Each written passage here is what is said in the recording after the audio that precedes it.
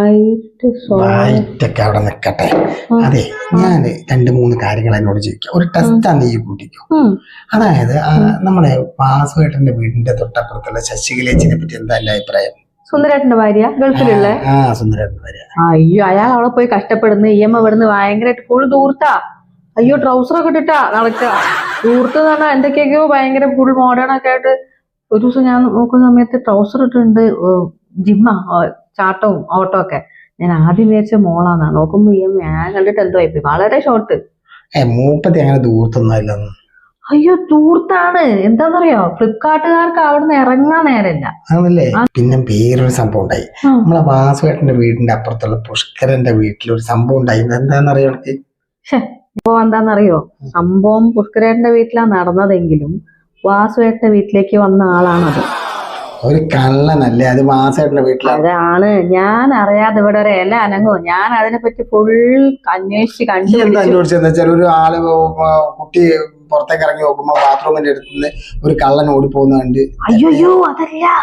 അതിന്റെ സത്യാവസ്ഥ എന്താണെന്നറിയോ? വാസുവേട്ടന്റെ ഇളയ മോള് സുനിതേനെ കാണാൻ വന്നതാണ് ആ ചെക്കൻ. അതാരാന്നറിയോ? മേത്തോട്ടത്താഴത്ത് കൂൾ ബാർ നടത്തുന്ന അനീഷ്. മതി. അപ്പൊ 2 ക്വാളിറ്റീസ് ഓക്കെ ആയി. പിന്നെ എന്താ വേണ്ടതെന്ന് വെച്ച് കഴിഞ്ഞാൽ മൂന്നാമത്തെ ഒരു സംഭവം എന്ന് വെച്ച് കഴിഞ്ഞാൽ ഒരാളെ മുഖത്ത് നോക്കിയിട്ട് പച്ച കള്ളത്തരം പറയാം. അതെനക്കൊരു ബുദ്ധിമുട്ടില്ല. ഈ അതിൽ എക്സ്പേർട്ട് ആയി കഴിഞ്ഞിട്ടുണ്ട്. ഒരു കള്ളത്തരം പറയും അത്ര ആൾക്കാരോട്. പിന്നെ ഒരു പരിചയമില്ലാത്ത ഒരാളെ നോക്കിയിട്ട് അങ്ങോട്ട് തെറി പറഞ്ഞേക്കാം. പരിചയമുള്ള ആളെ തെറി പറയണ്ടല്ലോ, ഇന്ന തെറി പറയണ്ടല്ലോ.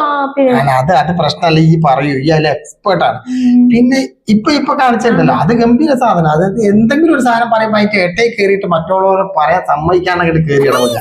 അതും എനിക്ക് ഓക്കെ. ഇത്രയും ക്വാളിറ്റീസ് ഓക്കെ ആണെങ്കിൽ മോളെ ഈ രക്ഷപ്പെട്ടു. പറഞ്ഞു തരുന്നത് എനിക്ക് ഇപ്പോഴും ഒരു ഐഡിയ കിട്ടിയില്ല. അത് ഞാൻ പറഞ്ഞുതരാം. അതായത് ഇപ്പത്തെ ബിഗ് ബോസ് ഇവിടെ കഴിഞ്ഞു. അടുത്ത സീസൺ ഇപ്പൊ തുടങ്ങാൻ പോകുന്നുണ്ട്. അപ്പൊ അതിനകത്തേക്ക് കുറെ കാൻഡിഡേറ്റ്സ് വേണം.